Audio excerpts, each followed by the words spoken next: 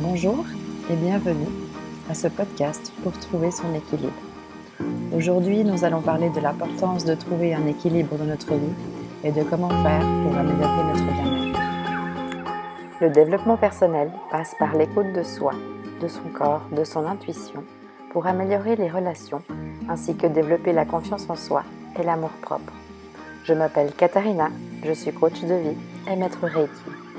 Amoureuse de la vie, je vous partage mon monde de différentes visions des choses et phases d'introspection afin de vous aider à co-créer la vie en confiance, faire de la place pour plus d'amour, d'harmonie et de paix. Les énergies pour trouver votre équilibre. Bienvenue à ce podcast. Aujourd'hui, nous allons parler de la recherche de l'équilibre.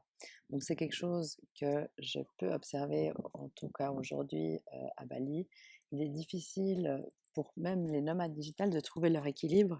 Et pour moi, ça me semble quelque chose de vraiment important de pouvoir trouver un équilibre entre le travail et le bien-être.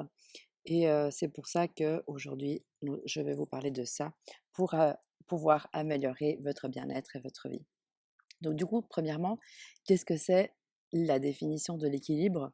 L'équilibre peut être défini comme un état où toutes les parties de notre vie sont en harmonie et en équilibre. Cela inclut nos relations, notre travail, notre temps libre et notre santé physique ainsi que mentale. Donc il y a plusieurs avantages le fait de trouver cet équilibre. Donc ça peut nous apporter des avantages comme une meilleure qualité de vie, moins de stress, une amélioration des relations interpersonnelles, une augmentation de la productivité, une santé mentale et une santé physique améliorée évidemment. Et tout ça en fait fait qu'on peut améliorer toute notre vie en fait pour finir. Donc il existe plusieurs étapes pour trouver cet équilibre, telles que établir des priorités, apprendre à dire non, établir des limites claires, prendre soin de sa santé mentale et physique, encore une fois, et faire des activités récréatives. Ce que j'entends par prendre soin de sa santé physique et mentale, c'est pouvoir faire le tri en fait de ce qui se passe dans notre tête et ce qui se passe dans notre corps. D'où aussi l'importance d'écouter notre corps et de savoir en fait ce qui ne va pas dans notre quotidien et ce qui va bien. Et pouvoir dire bah, ok non, je ne veux plus ça, oui je veux continuer à appliquer ça et faire un tri dans tout ça. Par rapport aux activités récréatives, il est important aussi de justement passer notre temps libre, non pas seulement à chiller, à ne rien faire, mais faire aussi des activités récréatives qui nous apportent quelque chose, un plus dans notre quotidien, des connaissances, des compétences, des échanges, des nouveautés, et tout ça emmène aussi à sortir de notre zone de confort. Donc, je vous partage quelques conseils pour maintenir son équilibre. Et il est important, donc du coup, d'évaluer ses priorités. Qu'est-ce qui est important? Qu'est-ce qui est moins important? Qu'est-ce que je peux déléguer? Qu'est-ce que je ne peux pas déléguer? Et faire un tri et ainsi placer tout ce qui est plus important et urgent dans notre agenda et tout ce qui n'est pas urgent, le repousser si on voit que ça va faire tomber notre équilibre, notre bien-être dans cette journée. Donc, c'est faire des ajustements en conséquence et se rappeler que prendre soin de nous, c'est quelque chose très important parce que personne d'autre ne va le faire à notre place. Si nous, on ne le fait pas, il n'y a personne qui va nous dire ah, mais tu as oublié de prendre soin de toi, tu n'as pas pris du temps pour toi, tu n'as pas pris du temps pour te faire de l'introspection, pour apprendre à te connaître, pour te développer, pour développer des compétences, tout ça. Donc, c'est à nous de le faire et c'est à nous de prendre conscience que ça ne dépend que de nous. Écouter son corps et ses besoins, c'est aussi quelque chose de très important.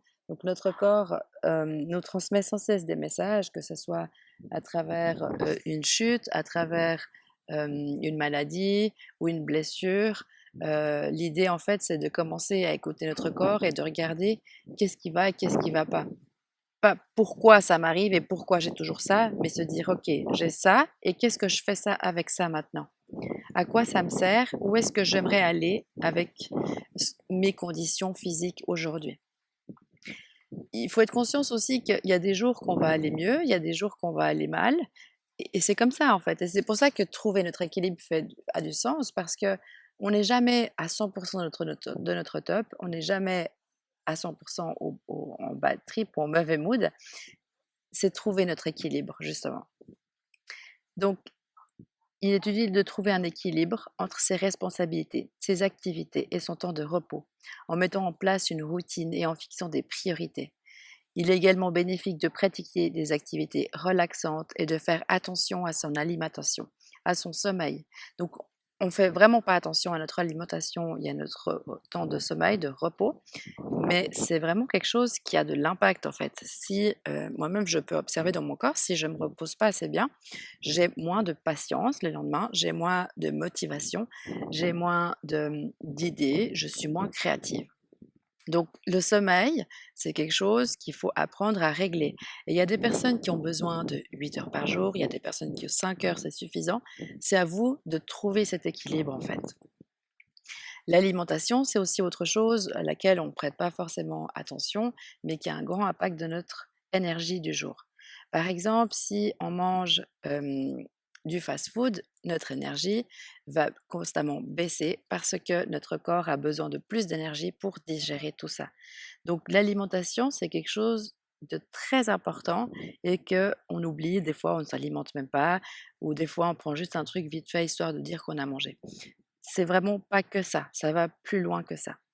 Donc prendre soin de soi et ne pas hésiter à demander de l'aide ou à consulter un professionnel si nécessaire. Donc en conclusion, trouver un équilibre de notre vie peut améliorer notre bien-être et nous aider à atteindre nos objectifs. Alors c'est clair, c'est un processus continu, mais en mettant en œuvre les étapes et les conseils mentionnés, aujourd'hui, vous pouvez commencer à travailler sur trouver et maintenir votre équilibre. J'espère que ce podcast vous a plu et qu'il vous apporte quelque chose en plus dans votre quotidien.